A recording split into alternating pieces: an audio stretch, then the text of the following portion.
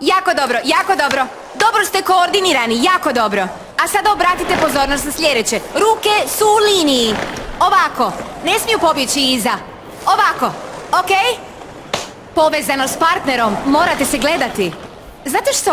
Hajmo isprobati vježbu u kojoj radimo povezanost. Sjećate se kad dižete djevojke? Isprobajmo to. Ramiro sa Jim, Simon s Amber i Luna s Mateom. Idemo? Da vidimo. Iskoristite to da se povežete.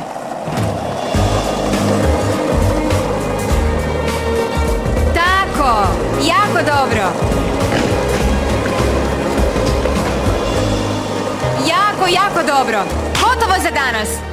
Ne, Tamara, razmišljala sam da dodamo neke figure u dio kad se ja spuštam sa sunca. Nešto kao kuć, ja se Joj, dignem i onda oprosti, se... Ambar, super što predlažeš stvari, ali sad ozbiljno nije pametno ubacivati nove korake u koreografiju. Nema vremena, okej? Oprosti.